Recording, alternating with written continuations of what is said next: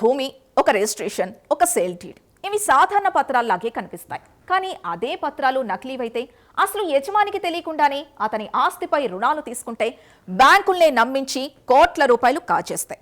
Malkajgiri commissionerate పరిధిలో వెలుగు చూసిన ఈ భారీ మోసం నకిలీ డాక్యుమెంట్లతో ఎంత పెద్ద ఆర్థిక నేరాలు చేయొచ్చో మరోసారి బయటపెట్టింది.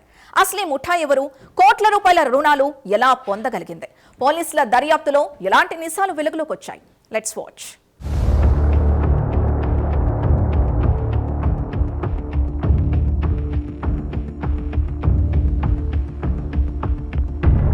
మేడ్చల్ జిల్లా కీసర పోలీస్ స్టేషన్ పరిధిలో నమోదైన ఓ కేసు దర్యాప్తు చివరికి ఓ భారీ బ్యాంక్ రుణాల మోసాన్ని బయటపెట్టింది.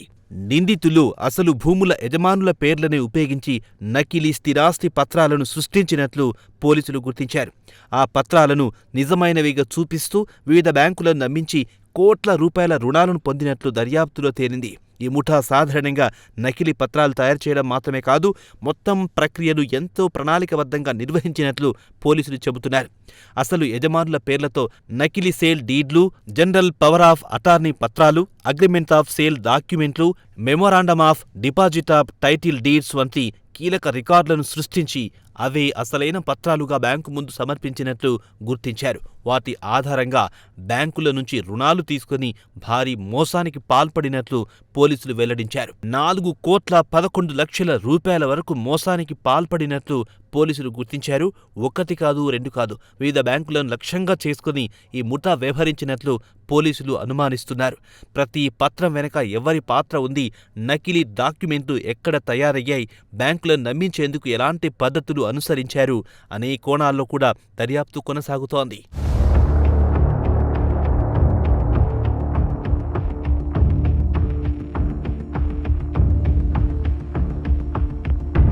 ఈ కేసులో ప్రధాన నిందితులతో పాటు మరికొందరిని పోలీసులు అరెస్ట్ చేశారు. వారి వద్ద నుంచి నకిలీ స్థిరాస్తి పత్రాలు, డిజిటల్ ఆధారాలు, మొబైల్ ఫోన్లు, ఇతర కీలక డాక్యుమెంట్లను స్వాధీనం చేసుకున్నారు. ఈ ఆధారాల ద్వారా ముఠాలో ఇంకా ఎవరెవరున్నారు, ఇలాంటి మోసాలు మరెక్కడైనా చేశారా అనే విషయాలను కూడా పోలీసులు ఆరా తీస్తున్నారు. నిందితులపై పలు చట్టపరమైన సెక్షన్ల కింద కేసులు నమోదు చేసి దర్యాప్తు కొనసాగిస్తున్నారు. స్థిరాస్తి మోసాలు రోజురోజుకు కొత్త రూపాలు దాలుస్తున్నాయని ఈ కేసు మరోసారి స్పష్టం చేసింది. నకిలీ పత్రాలు, నకిలీ సంతకాలు, డిజిటల్ టెక్నాలజీ దుర్వినియోగం ఇవన్నీ కలిసి అసలు యజమానులకి తెలియకుండా ఆస్తులను లక్ష్యంగా చేసుకుంటున్నాయి. అందుకే భూములు కొనుగోలు చేసే సమయంలోనైనా, విక్రయించే సమయంలోనైనా, బ్యాంకు రుణాలు తీసుకునే సమయంలోనైనా పత్రాల ప్రామాణికతకు సంబంధించి అధికారులతో తప్పనిసరిగా ధృవీకరించుకోవాలని పోలీసులు సూచిస్తున్నారు. ముగ్గురు వ్యక్తులు ప్రధానంగా బుర్ర మహేష్, తర్వాత అదేవిధంగా వేణుగోపాల్, వల్లభనేని శ్రీనివాసరావు, వీళ్ళు ముగ్గురు కూడా 2019 ప్రాంతంలో 18 ప్రాంతంలో చిన్న చిన్న వ్యాపారాలు లేదా చిన్న చిన్న రియల్ ఎస్టేట్ బిజినెస్ చేసుకునే వాళ్ళు. ఈ చేసుకునే క్రమంలో వేణుగోపాల్ ఎవరైతే ఉన్నారో ఇతను భోగన్పల్లికి చెందిన వ్యక్తి. ఇతను ఈ లోన్ ప్రాసెస్ చేస్తుంటాడు. ఈ లోన్ ప్రాసెస్ చేసే క్రమంలో అతనికి దాంట్లో ఉన్నటువంటి కొన్ని లూప్ హోల్స్, అదేవిధంగా లోన్లు మంజూరు చేసే అధికారులతోటి సాన్నిహిత్యము పెరుగుతుంది. సో దాంతో చిన్న చిన్నగా ఫస్ట్ ఏమో ఎవరికన్నా ఆ లోన్కు అర్హత లేకున్నా దానికి సంబంధించినటువంటి వేరే ఇతరత్ర డాక్యుమెంట్లు ఏమైనా ఉంటే అడ్జస్ట్ చేసి లోన్లు మంజూరు చేసేయడం స్టార్ట్ చేస్తాడు. దాని తర్వాత ఎప్పుడైతే అది అలవాటు అవుతుందో అసలు లోన్ మనమే తీసుకోవచ్చు కదా, దీని పేరు మీద ఏదైతే మనం డాక్యుమెంట్స్ అరేంజ్ చేస్తున్నామో ఆ డాక్యుమెంట్స్ మన సొంతంగానే అరేంజ్ చేసి లోన్లు తీసుకోవచ్చు అనేటటువంటి ఆలోచన వస్తుంది.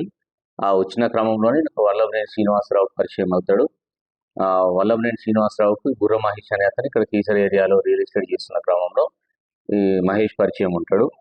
సో ఈ ముగ్గురు కలిసేసి ఒక ప్రణాళికాబద్ధంగా వీళ్ళు చేస్తారు. ఎవరైతే అంతకుముందు వేణుగోపాల్కి ఐడియా ఉన్నదో ఆ లోన్లు ఇచ్చే ఏజెన్సీస్ వాళ్ళ దాంట్లో ఏజెంట్లు ఎవరైతే పనిచేస్తారో వాళ్ళతోటి మాట్లాడుకొని లేని ప్రాపర్టీస్కు అసలు ఫిజికల్గా భౌతికంగా ఆ ప్రాపర్టీస్ అనేటటువంటివి ఉండవు, లేకున్నా సరే దాని పేరు మీద ఒక డాక్యుమెంట్ తయారు చేస్తారు, దాన్ని రిజిస్టర్ చేపిస్తారు.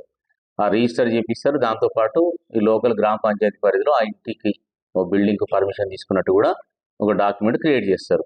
ఈ రెండు డాక్యుమెంట్లు పెట్టేసి ఎవరైతే బ్యాంకు ఏజెన్సీ అతను వీళ్ళకి కోఆపరేట్ చేస్తారో అతని దగ్గర ఇచ్చేసి దాని పేరు మీద ఒక కొత్త ప్రాపర్టీని పర్చేజ్ చేసిన విధంగా లోన్ మంజూరు చేసుకోవడం జరుగుతుంది. సో ఈ విధంగా వీళ్ళ ఎంఓ ఏంటంటే ఇట్లా చేస్తారా, వచ్చిన డబ్బులతో ఏంటంటే మళ్ళీ ఇంకేదో వ్యాపారాలు చేసి దాంట్లో డబ్బులు సంపాదించి ఇవి లోన్లు కట్టుకుంటాము అనేటటువంటిది ప్రధానమైన ఆలోచన వీళ్ళది. తర్వాత దాంతో పాటే నెమ్మదిగా ఏం జరుగుతుందంటే ఆ తీసుకున్న డబ్బులు సద్వినియోగం చేయకపోవడము, అన్నెసరీ ఎక్స్పెండిచర్ పెట్టుకోవడంతో వ్యాపారాలు సరిగా జరగక ఇబ్బంది అవుతుంటది. సో మళ్ళీ ఫర్దర్గా కూడా మళ్ళీ లోన్లు క్రియేట్ చేసి ఇంకో వేరే వాళ్ళు ఎవరైతే ఈ క్రమంలో ఏంటంటే వీళ్ళు వాళ్ళ దగ్గరికి పోయిన ప్రతి ఒక్కరికి ఇదే చెప్తారు. ఆ, ఎవరైతే వాళ్ళకి పరిచయం ఉన్నారో, పరిచయం ఉన్న వ్యక్తులకు మీకు ఎవరికన్నా ఆర్థిక ఇబ్బంది ఉన్న వ్యక్తులు ఉంటే తీసుకురండి, మేము తక్కువ వడ్డీకి ఇంట్రెస్ట్ ఇప్పిస్తాము. సో వాళ్ళ పేరు మీద మేము లోన్ ఇప్పిస్తాము, మేము కమిషన్ తీసుకుంటాము. తీసుకున్న తర్వాత దాంట్లో మా షేర్ ఎంతైతే ఉంటుందో దానికి సంబంధించి మేము ఇన్స్టాల్మెంట్ కట్టుకుంటూ వెళ్తాము. ఇటువంటి అఫెన్స్లకు జరిగినప్పుడు, గుర్తించబడినప్పుడు మీరు కూడా దాంట్లో నేరస్తులుగా పరిగణించబడి రిమాండ్ చేయడం జరుగుతుంటుంది.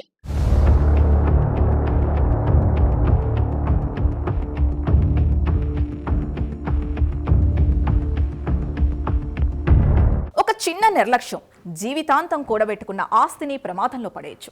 అందుకే ప్రతి పత్రాన్ని జాగ్రత్తగా పరిశీలించడం, అధికారిక రికార్డులతో సరిపోల్చుకోవడం, అనుమానాస్పద లావాదేవీలు కనిపిస్తే వెంటనే పోలీసులకు సమాచారం ఇవ్వడం ఎంతో అవసరం.